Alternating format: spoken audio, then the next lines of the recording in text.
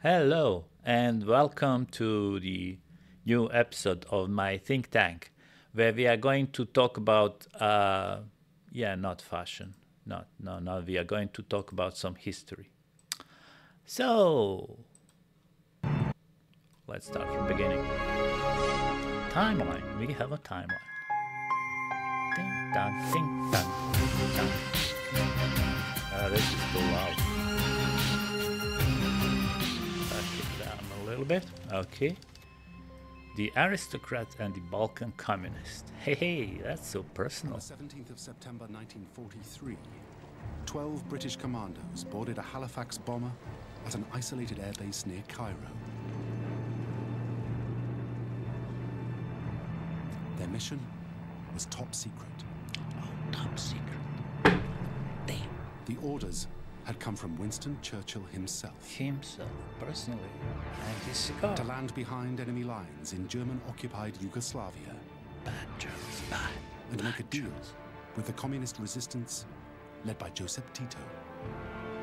Oh, the big guy, the big boy. The man leading the Big. mission had been specially chosen by Churchill. Oh, big banana. He was a soldier, a politician, and an aristocrat. Oh, Fitzroy, Fitzroy yeah. I read in a, McLean. a school about him being The fact that Tito was a roaring Bolshevik and he was a roaring conservative didn't mean that they couldn't cooperate against their abominable enemy. But Bad Churchill and Germans, McLean bad were taking a Germans. huge risk. In siding with Tito, they might wake a monster who would turn Yugoslavia into a totalitarian Oh, I state. could see his horns But the growing. alternative was even worse. Oh, this one's even worse. He has his horn hidden. This is the story of a wartime gamble that paid off. Yeah. War. How a yeah. Scottish conservative aristocrat befriended a ruthless communist Let's just and go formed the and talk, unlikeliest yeah, of coalitions. Be shot by machine guns.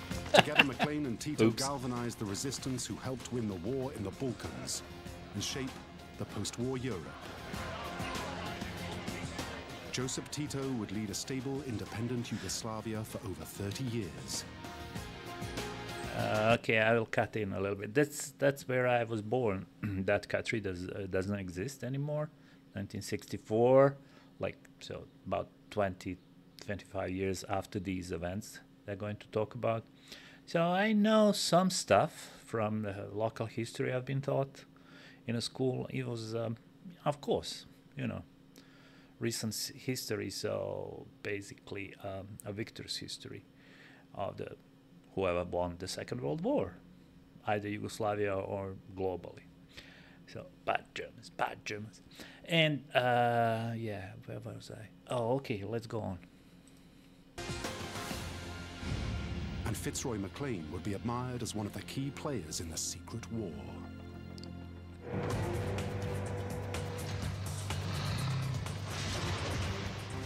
On the 6th of April 1941, the Axis armies of Germany, Italy, Bulgaria, and Hungary invaded Yugoslavia.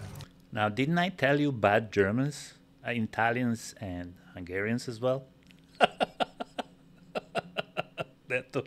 They're bad too.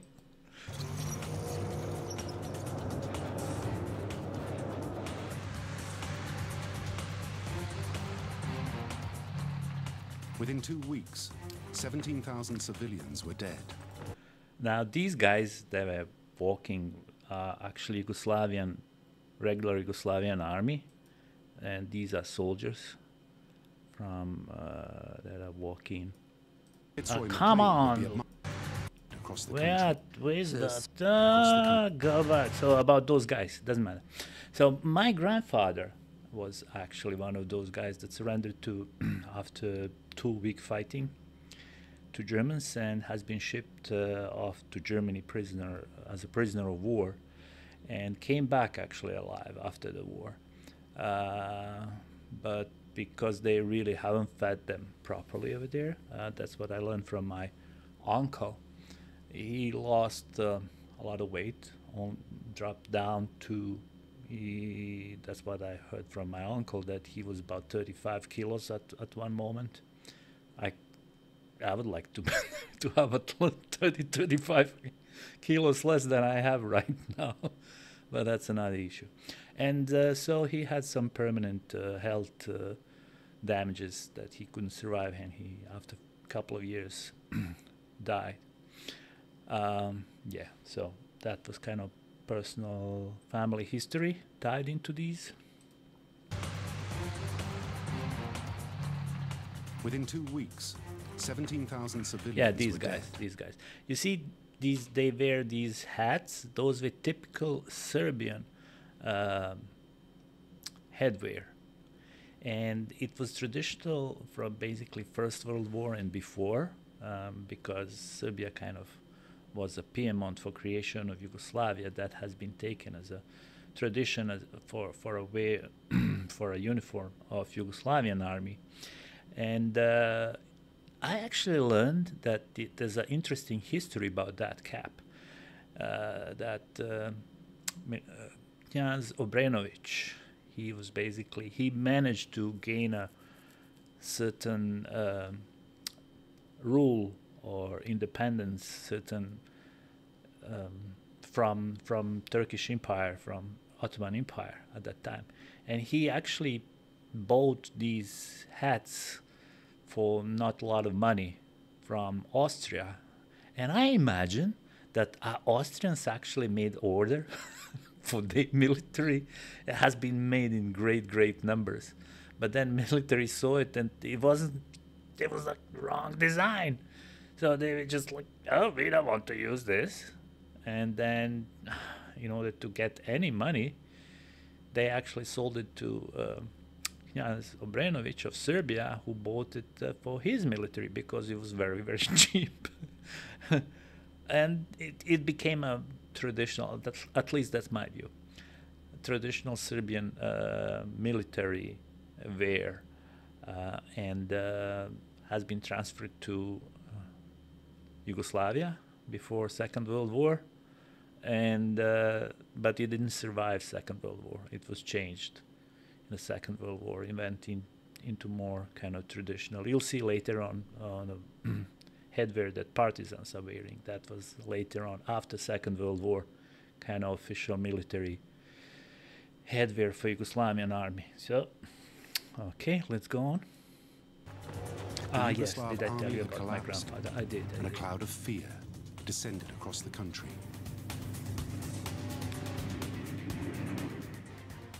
Bato Tomasevich lived with his family in the Montenegrin town of Cetinje. I heard a noise of planes approaching Cetinje. And I ran out in the courtyard. So I called my brother, and there was a girl from school. We saw some small black spots coming out of the planes. My brother recognized that these were bombs. And the bomb exploded right in the courtyard. Both my brother and myself were saved, but the girl was hit by a bomb and disappeared.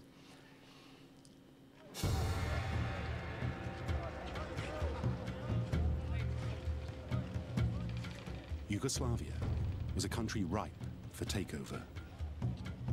It had been created out of the ruins of World War I, from regions containing radically different people, divided by race. I have to stop right here. These people are actually not that radically different.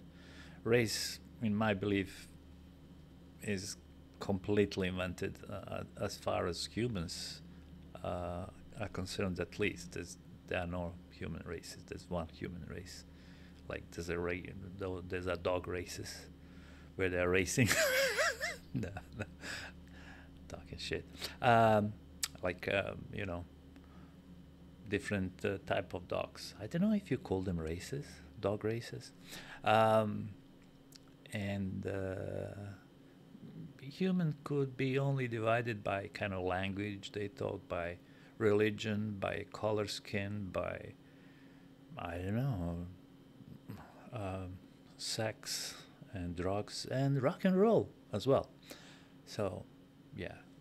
So these aren't that much different. It was just a kind of influence of the geopolitics because this area, you see, it's in between. It's very close to Italy, where the Rome is here. So it was a part of a Roman Empire. And once Rome was divided to eastern and western, the division was going somewhere straight to the middle of it, at least, sometimes more or less, sometimes more right, depending on who's pushing more. And that was the true later on, once the center of power moved from Rome to Ravenna, to Köln, to Paris, to London, and so on.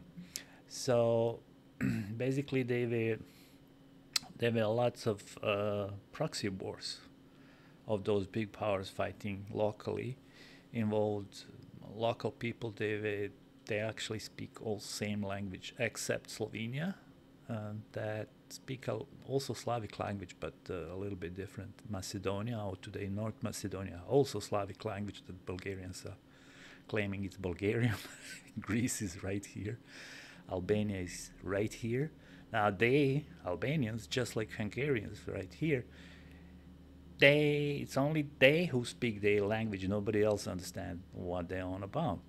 So, okay. Yeah, that was my kind of grain of salt here. 2 cents. 2 cents. Religion, culture, heritage, and even language. It was a volatile mix. Hitler exploited those divisions. Any big power exploits those divisions. Creates them and exploits them. Some, like the Croats, welcomed their German conquerors. Others, like the Serbs, loyal to their king, would have much to fear. Bad Germans, bad Germans. The Nazis dismembered Yugoslavia. Well, all this thing about political correctness, using Nazi instead of Germans, those, like, oh, Germans are friends, we can't blame Germans anymore, now we are blaming Nazis and Hitler. Well, you might say that's a kind of zeitgeist, as Germans would say. That comes with the time. Today's Germans, of course, have nothing to do with it, but at that time, those were German soldiers. Wehrmacht was doing reprisals 100 for 100 local civilians for one German soldier. And it wasn't done by SS.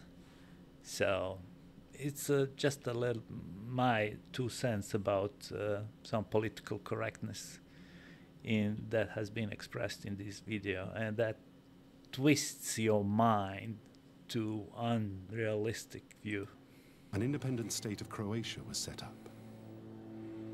The rest of the country was occupied by Axis powers. Thousands fled, including the Yugoslavian government and the heir to the throne, King Peter II. They found their way to Britain, to rule in exile. But some men had no intention of running away. One of them was Serbian Colonel Draza Mihailovic of the Yugoslav army. Well, he was too low rank to be put in a plane together with all the gold bars from National Treasury. So he basically had no choice. It wasn't his choice. Mihailovic stayed behind.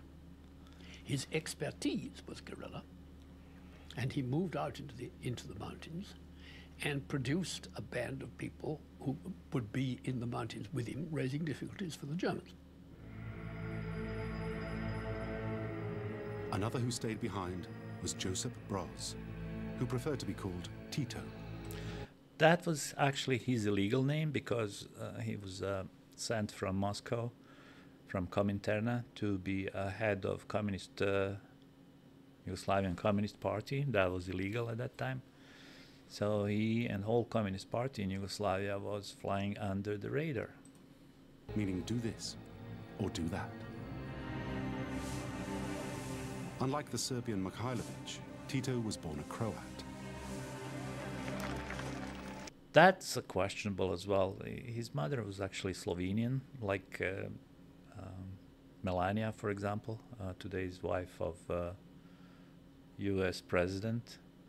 So we all were in ex-Yugoslavia were hearing him talking, kind of a little bit bemused by kind of accent, funny accent he had, and he was like, okay. After a distinguished military career, he turned to politics. Tito spent many years in Moscow, where in 1937...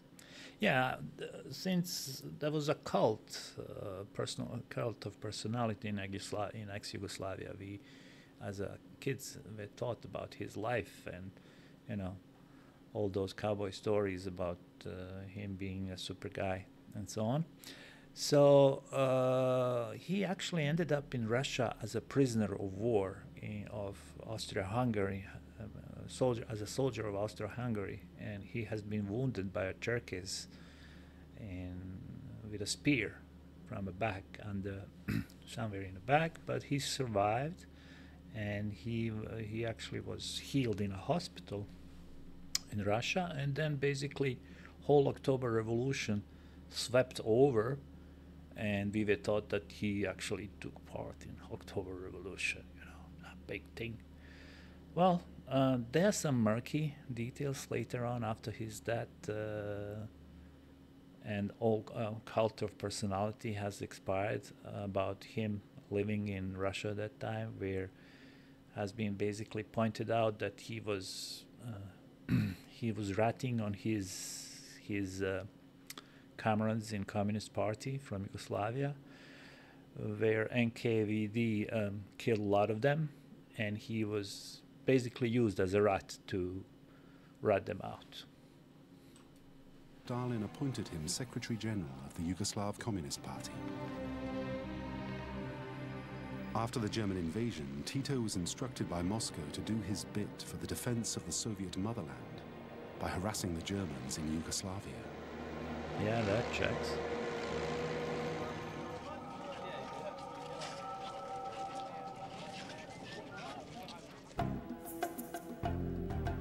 So Tito began recruiting a guerrilla force. Drawn from all over Yugoslavia, they became known...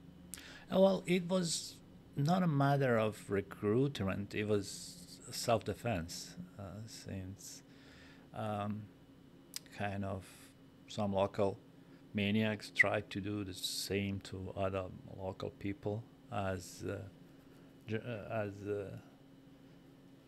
this time Nazis did to under race in Germany, like Jews especially. Some massive killings started, and people just run into hills for self-defense and organize themselves in a military units. And Communist Party took over because that was the only organization that was left after Germany took down all legal parts. That only illegal underground organization could have stayed alive. Known as simply the partisans. Tito's communist ideology attracted people across national divides. That was also true for anybody, because the alternative was like fighting on infighting on national actually religious basis. That would be kind of something similar to 30 Years' War in Europe, where you would have like roughly 1/3 of population, one religion, other religion, third religion fighting each other, and that would be kind of really lots of dead people. So this idea that let's all, instead of fighting each other, killing each other, let all of us kill the rich, and because 98% of population in ex-Yugoslavia were peasants, so not considered rich and never not rich. They actually were living nice. They were living in accordance to nature, you know, as from ancient times, basically working the land. And so these were two alternatives, whether you want to, you know, go into a really tough bloodshed or just a smaller bloodshed. And that was the choice. By late 1941, the partisans numbered 80,000. They were based in the forest near the town of Jatse. 120 miles east of them were Mihailovic's guerrillas in the Serbian hilltop town of Ravna Gora.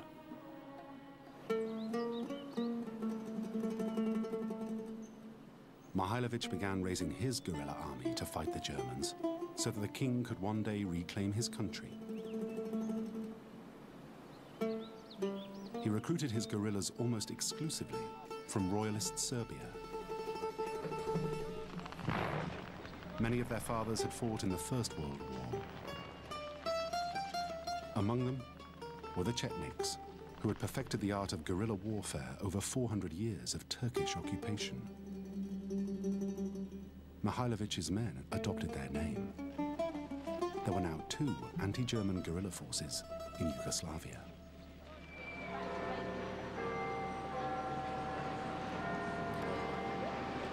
London Bridge is falling down, falling down, falling down. London Bridge is falling down, oh my lady.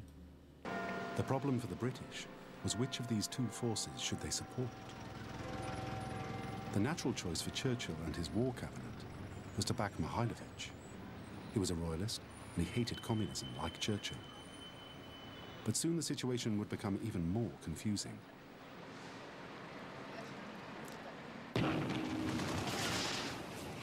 Royalist Chetniks began fighting the communist partisans.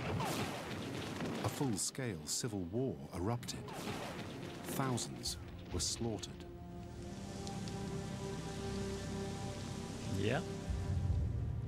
In fact, more Yugoslavs would be killed by Yugoslavs than by Germans during the war. Yep. That winter, the Germans took ground from both sides, easily. Yep.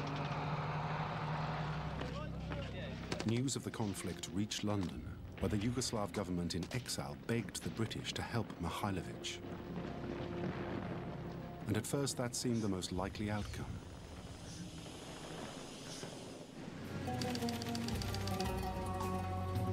Then 2 pieces of information changed everything. British intelligence headquarters for the Balkans was based here in Cairo, Egypt, where Colonel Cleveland Keeble had been studying the efforts of Mihailovic's Chetniks.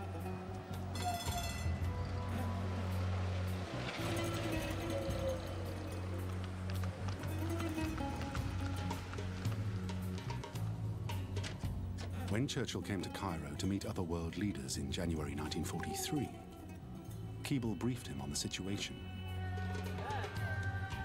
He told him that he had evidence that Mihailovic was ineffective in fighting the Germans, and perhaps Tito might be a better bet.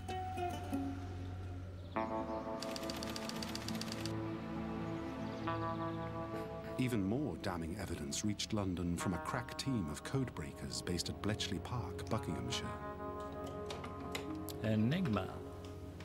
They intercepted traffic from German radio transmissions all over Europe on captured Enigma machines. The traffic was called Ultra. It revealed the true nature of the fight in Yugoslavia. Ultra made it clear that Mihailovic and the Italians were getting on quite well, and the Germans were not much afraid of Mihailovic. That was actually after that was in the beginning. It was an uprising, general uprising, especially in Serbia, against Germans, having in mind all those traditions of First World War fighting Germans and Austrians.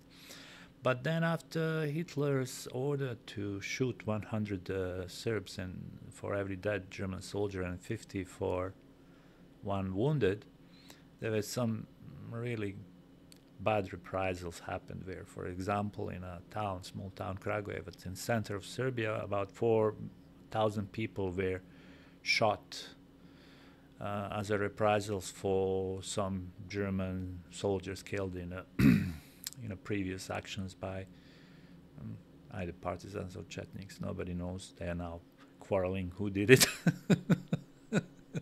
But anyway, civilians got the tougher end. Chetniks were like, oh, this is not the way we are going to do the fighting. So they stopped fighting. But partisans didn't have those scruples. For them it was, let's have this revolution through blood. We have this red color, a color of blood that we are going to, and so on and so forth. They were, on the other hand, terrified of Tito, who was killing a lot of them. So Churchill made a momentous decision. He would ditch Mihailovich and back Tito. It was on the strength of these reports that the British government decided to give all-out help to the partisans, something, by the way, that they certainly were not getting from the Russians. Discover the past with exclusive... Okay, we're going to skip over here. So basically, Brits are using people over there in Yugoslavia for their own purpose. You know, of course, anybody would do it. ...yourself in the dramatic stories of this remarkable... And if he did, he was a communist, so could he be trusted? Churchill told his foreign secretary, "What we want is a daring ambassador leader with these hardy and hunted guerrillas." That ambassador was to be Captain Fitzroy MacLean.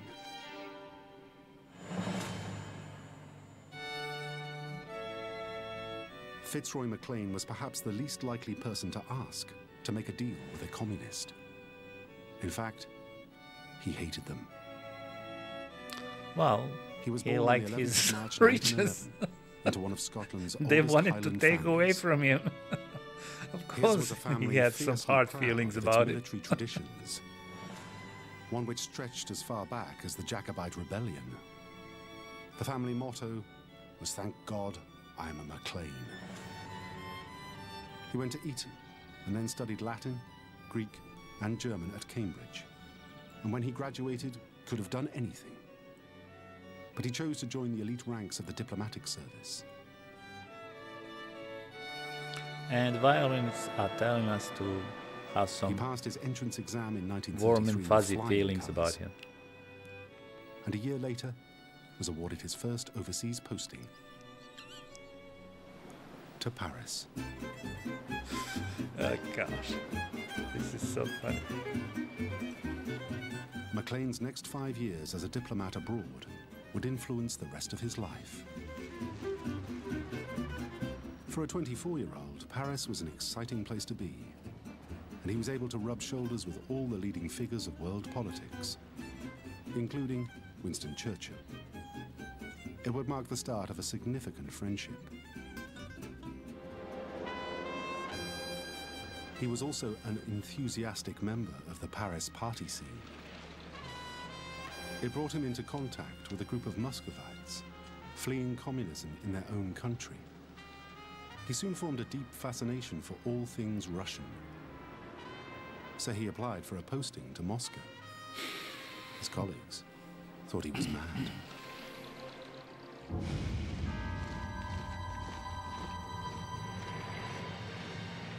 MacLean arrived in Russia at the height of Stalin's murderous Great Purges. Under Stalin's orders, thousands of senior Communist Party members were executed. They included Lenin's close friend and founding member of the party, Nikolai Bukharin.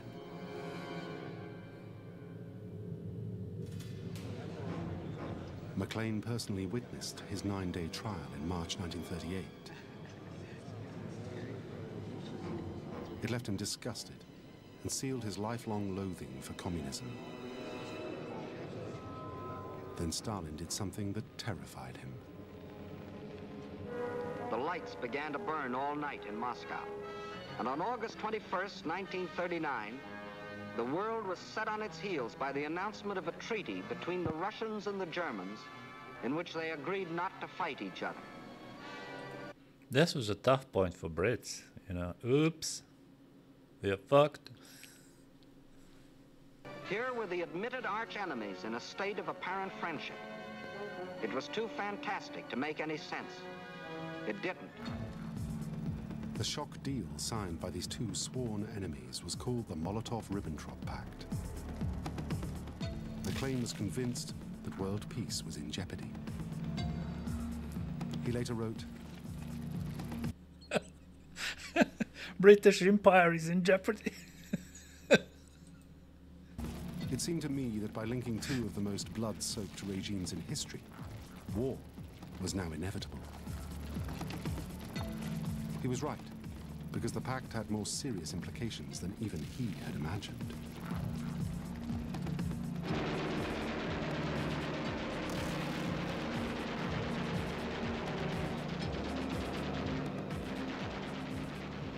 In September 1939, Hitler invaded Poland.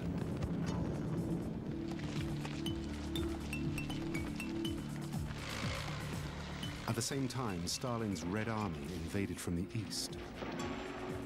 A secret clause in the Molotov-Ribbentrop Pact gave the two nations license to carve up Poland. The world had no idea until the two armies met at Brest-Litovsk. Britain and France declared war on Germany.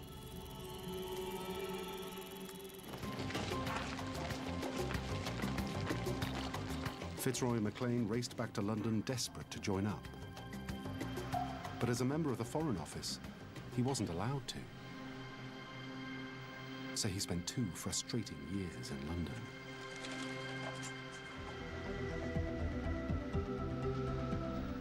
But eventually, he found a loophole. By standing for Parliament, he'd be obliged to resign from the Foreign Office. When Winston Churchill heard of the manner of Maclean's resignation, he jokingly accused him of using the Mother of Parliaments as a public convenience. Maclean then went to the nearest army recruitment office and joined his father's old unit, the Cameron Highlanders. He soon made up for lost time.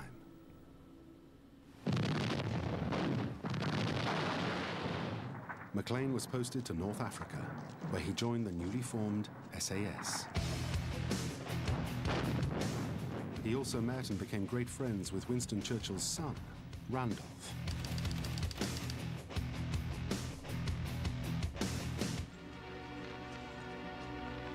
Then in July 1943, he was summoned to London by Randolph's father. From there, the recently promoted brigadier was driven to the Prime Minister's country estate, Chequers, in Buckinghamshire. When the two met, Churchill was unequivocal about Maclean's mission: to find out who Tito was and win his trust.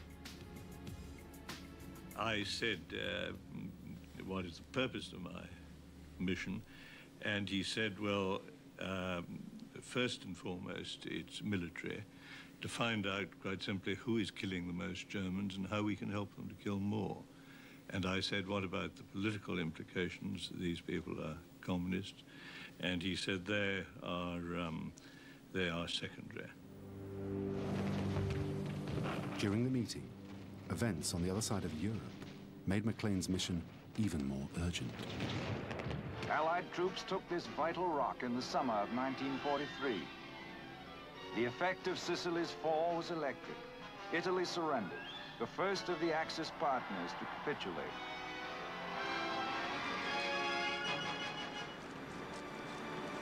On the 8th of September, Italian troops laid down their arms and marched home, including those in Yugoslavia. As they withdrew, they abandoned their weapons. Tito's partisans managed to seize the arms and supplies of 10 Italian divisions. His army was now bristling with modern military hardware, making them even more attractive to the Allies. All they needed was coordination and direction. The next day, Fitzroy Maclean parachuted into Yugoslavia. With him was a hand... Yeah, I actually read a history book where, when after this, he went back to Britain and went talk to Churchill. So Churchill asked him during this parachute, was he was he actually dressed in his Scottish god? What's the name of that thing? So that all of his stuff would be seen from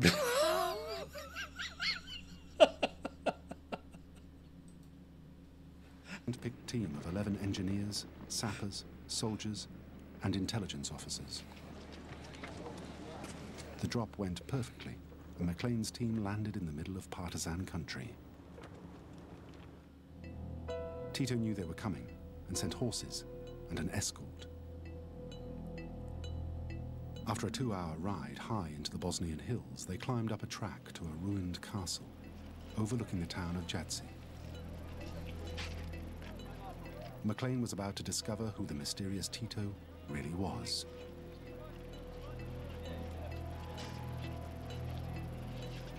He spoke in 1964 about the moment they first met. Tito in those days was a shadowy figure as far as the outside world was concerned. Some people said he was a committee, others a handsome young woman, others that he didn't exist at all. I found a tough, determined, middle-aged man who, with no outside help, had built up from nothing not just a scratch guerrilla force, but a formidable political and military machine. Maclean's task was to find out if Tito and his men would join the Allies and fight the Germans. He sent a series of messages to the Prime Minister to detail his progress. They showed from the beginning that Tito was a man Maclean could do business with. As a personality, I found Tito much easier to get on with than most communists I'd met in Russia and elsewhere. He made no secret of being a communist. On the contrary, he gloried in it. But for a communist, he was surprisingly ready to see both sides of a question and to take a decision there and then without reference to higher authority. He struck me as being perfectly sure of himself, a principal rather than a subordinate. As they got to know each other, this Scottish aristocrat developed a growing admiration for the hardline communist. An unusual breadth of outlook and independence of mind, a readiness to see both sides of a question, a never-failing sense of humor. Even in those grim days, an unashamed delight in the minor pleasures of life, and finally an intense national pride which he shared with... Oh yes, he was known to be a womanizer. He married women all over, wherever. A couple in Russia, and later some secretary. I mean, he was having multiple secretaries during the war, and especially communism at that time was actually popular among youth because of one of the other, in between other features that have been popularized is free love, and some youth really kind of like that idea. Every single one of his followers. Maclean also reported to London that by his estimates, Tito's partisans now numbered almost 250,000, easily the biggest potential force of resistance in Europe. The question was, could they fight?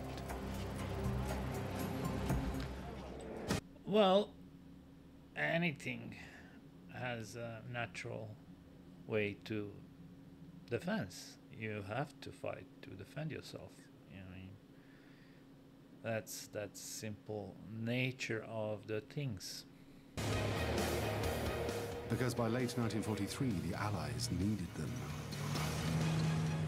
In Italy, American and British forces were driving north, but facing stiff German resistance. Maclean received a message from Supreme Allied Commander in Italy, General Maitland Wilson, known as Jumbo. The Trieste-Ljubljana railway was a key supply line for the German army in Italy. Jumbo told Maclean to get Tito's men and sever that line.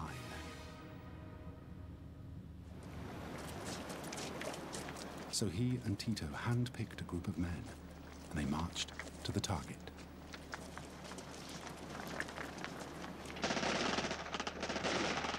The railway was heavily guarded, but Maclean and the partisans managed to fight their way through and set their charges. The outcome was devastating. The supply line to Italy was disrupted for weeks. Tito and Maclean had passed their test. And it didn't go unnoticed.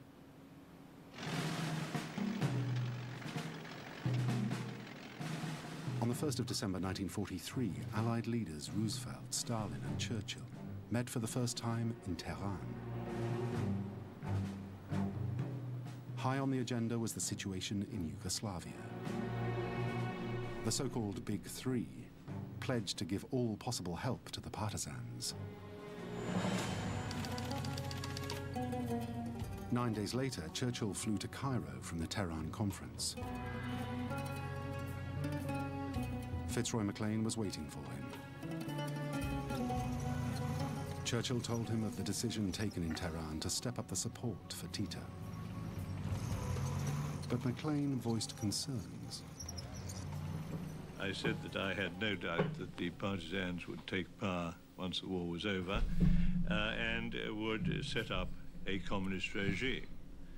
At that point, Winston interrupted me and said, "Do you intend to make Yugoslavia your home after the war? Do you intend to live there?" And I said, "No." And he said, "Well, neither do I, and therefore had we not better leave it to the Yugoslavs to work out what kind of regime they want?"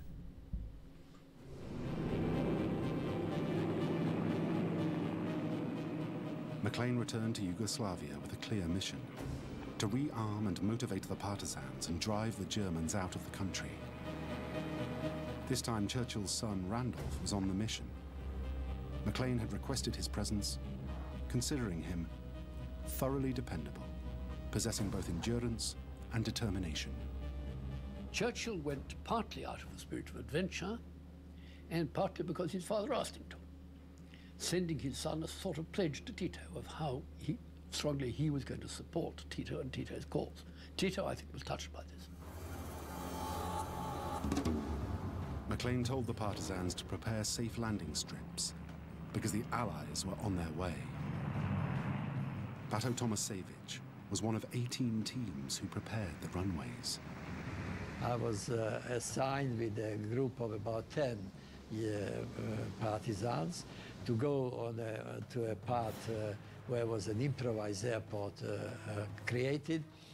That our job was to cut wood during the day and to put it around so that we could light a bonfire at midnight when the British transporter would arrive. Somewhere in Italy, trucks roll in with supplies for partisan forces in the Balkan. Here, at a secret airport, American and British forces are cooperating with Yugoslav guerrillas to maintain this efficient and vital supply line. The partisans had no idea how much equipment they were about to get.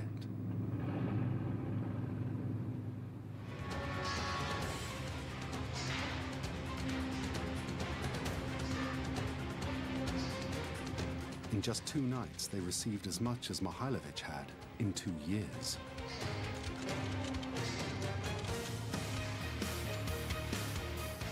Within just a few weeks, British and American planes had delivered or dropped 100,000 rifles. This is a little bit long. 1,318 mortars, over 600,000 grenades, almost 100 million rounds of ammunition, 700 radio sets. Okay, let's stop it here and then we'll continue with the next one, because this is a really long story. Okay, stop recording and I'll catch you in the next one.